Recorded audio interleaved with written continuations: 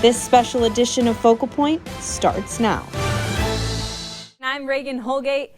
Today we focus on small town stories, and some of those stories make big headlines. A headstone missing for 150 years and now found.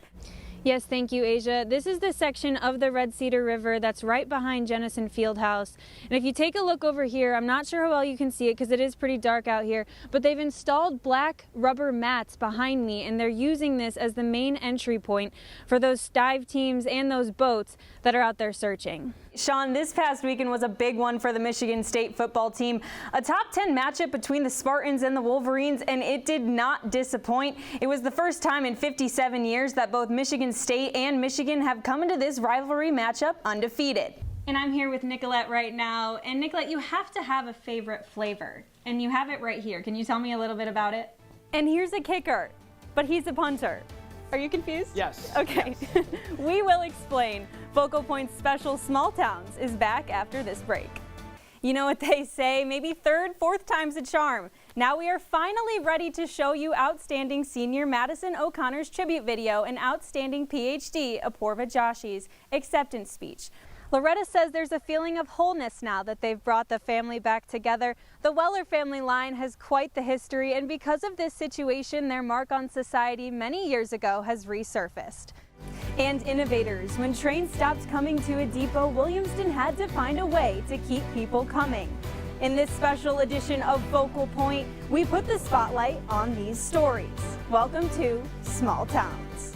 Inspector Rosman said they do talk daily to the Santo family to keep them updated on this progress in the investigation. And as of right now, dive teams will remain here searching in the water because it is the strongest lead that they have in trying to find Brendan Santo. I had the chance to spend some time at Mount Hope Cemetery, where that once missing gravestone has been returned to its rightful place. But you won't believe what it was being used for. You can see these jars here behind me, and you can find them in 43 different stores throughout Michigan, Georgia, and Wisconsin. But how Nicolette Scarrett got here isn't that traditional.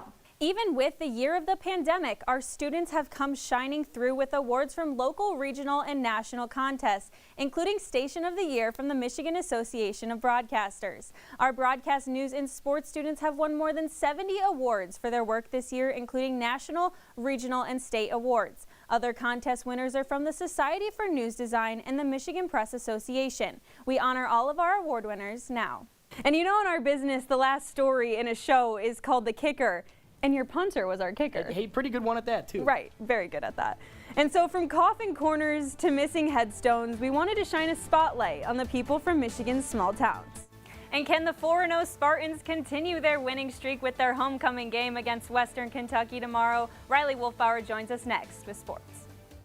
MSU is number 3 in the first college football playoff rankings released this week. They travel to West Lafayette this weekend to play Purdue at 3:30 on Saturday.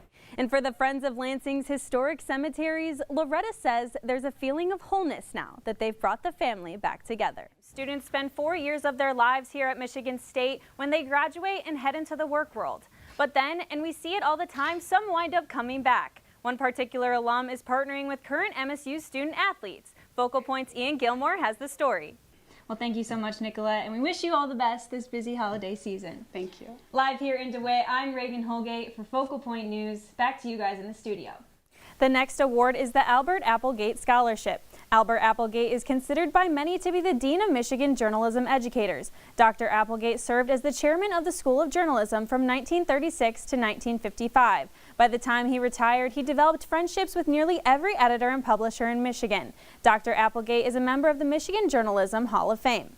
Live in East Lansing, I'm Regan Holgate. Thanks for watching.